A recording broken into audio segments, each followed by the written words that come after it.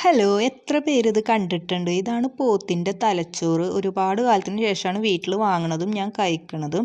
നമുക്ക് ഈ പോത്തിൻ്റെ തലച്ചോറ് എങ്ങനെ പെട്ടെന്ന് സിമ്പിളായിട്ട് ഉണ്ടാക്കാമെന്ന് നോക്കിയാലോ. ഇത് ആദ്യം തന്നെ നന്നായിട്ട് ക്ലീൻ ചെയ്യണം.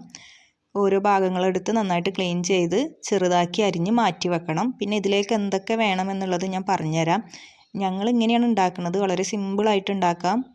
അപ്പോൾ നമുക്ക് ചെറുതാക്കി അരിഞ്ഞ് വെച്ചത് മാറ്റി വെച്ച ശേഷം ഇതിലേക്ക് ആവശ്യമായിട്ടുള്ളത് ആകെ കുറച്ച് ഐറ്റംസ് മാത്രം മതി. ഒന്ന് ചെറിയുള്ളിയും 2 വെളുത്തുള്ളിയാണ്. ഇത് 2 ഐറ്റംസാണ് ഇതിൽ മെയിനായിട്ട് ഇടുന്നത്.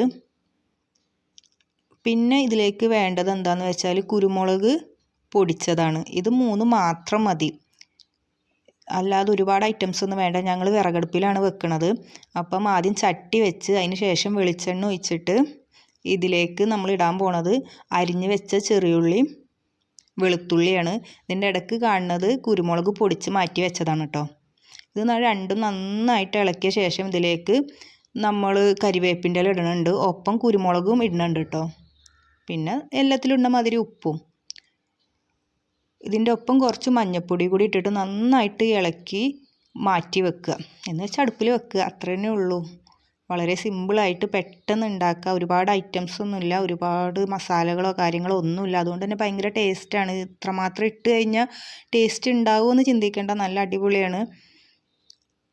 അപ്പം നമുക്ക് ഇനി അടുത്ത ഐറ്റംസായിട്ട് കാണുന്നവരേക്കും